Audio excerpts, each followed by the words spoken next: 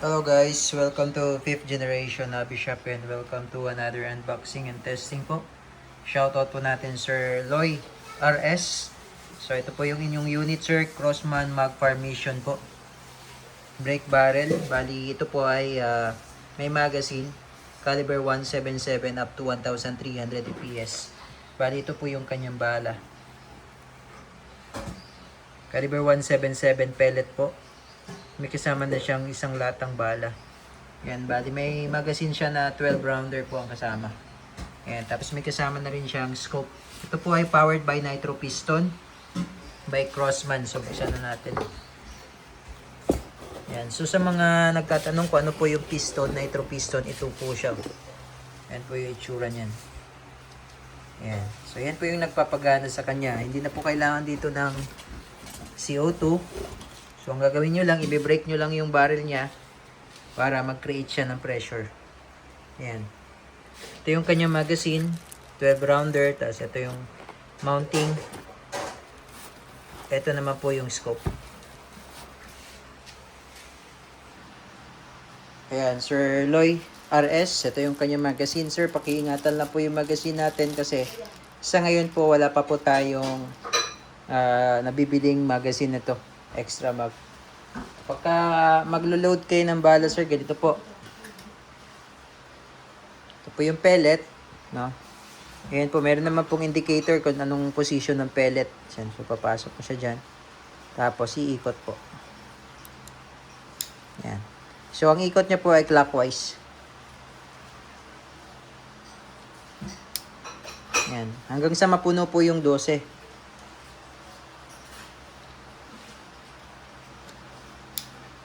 Ayan. So, ito po yung ikutan niya. Iikot mo siya clockwise. Fast forward lang po natin. Ayan po. So, ayan po nakikita nyo po, 1. Pagka 0 na po, huwag nyo na pong lalagyan yung space na to ng bala. Okay. So, tingnan po natin yung unit mo, sir.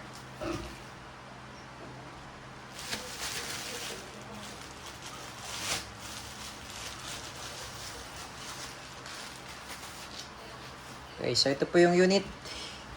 Bali yung sight niya, ito po yung rear sight na adjust po yan. Mayroon po siyang dalawang knob. Makikita nyo po. Ito yung sa windage. Ito naman po yung sa elevation. So na-adjust po yan. So sa ngayon po, naka-0 naman po siya. Ito naman po yung kanyang front sight. Yan. Naka-fixed front sight po siya. Yung rear sight lang po ang adjustable. So kung maglalagay po kayo ng scope, meron naman po siyang kasamang mounting. Dito po yan. Tapos, yung kanyang barrel pala, meron siyang sound suppressor built-in. Yung technology ni Crossman na Quiet Far sound suppression. So, kaya papansin nyo po, yung kanyang muzzle ay medyo mataba po, no? Ayan, compared to the ordinary. Ayan, tapos meron siya ditong lagayan ng bipod. Ito naman po yung kanyang safety. Yan naman po yung safe. Yan yung fire. Yan, naka polysynthetic butt siya. Butt stock design. Tapos, yung kanyang barrel is meron siyang rifling or rifled steel barrel po. Yan. So, ngayon po, ito yung kanyang magazine. Nilagyan natin ng bala. Okay, so dito nyo po siya ilalagay, no? So mamaya po ilalagay natin. So ngayon, ang gagawin lang, sistema nito, pagka ipuputok nyo, i-break nyo siya. I-break nyo siya. So, ito po, bali, huwag nyo po siyang ipuputok or yung tinatawag nating dry fire. Pag walang bala, huwag nyo siyang ipuputok, no? Bawal po siyang i-dry fire. Okay, tapos pagka hindi nyo siya gagamitin, huwag nyo siyang ilagay sa cocking position o yung i-break mo siya bago mo siya itago. Dapat naka-rest position po siya. Okay, so ito po yung kanyang magazine, no? Ilalagay mo lang siya dyan, no? Iipit mo lang siya dyan. Dapat may clicking sound. Yan, para mag-lock. Ngayon, pag aalisin, huhugutin lang po. Huhugutin nyo lang po itong magazine. Yan. Tapos, iikot nyo lang. Kasi naglo-load siya once na nilagay mo siya. Ngayon, just in case lang po na walang magazine ba, nasira po yung magazine, pwede naman tayong mag-manual dito, no? So, babaliin ko lang for the purpose of demo para makita nyo lang po kung saan po ilalagay yung bala. Just in case na magmano-mano or walang magazine. Yan. So, pag binali mo siya, meron po siya ditong butas yan, no, sa barrel. Yan. Dito nyo po isusuksok yung bala. Pagka, halimbawa lang po na talagang wala ng magazine. Yan. So, ipuputok lang natin. May recoil po siya. May pitik. Yan. May recoil yan. Okay, so testing na po. Okay, shoutout again kay Sir Loy RS. Yan, ng Leyte.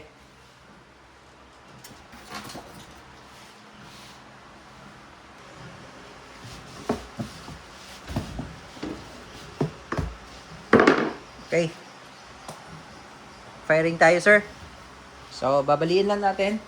Pag pwede nyong paluin tong pinaka-muzzle niya, ito, para may force. Yan, tapos direkto ba, ano po siya, pag babaliin nyo po siya, sasagad nyo po, no? No? Huwag nyong ipabalik-balik yung kanyang barrel kasi, pwedeng magdoble yung pumapasok na bala. Tapos pag ibabalik nyo naman, biglain nyo lang din. Yan, makikita nyo naman po yan, meron siyang indicator dyan kung ilang shot na po tayo. Okay, first shot. Firing.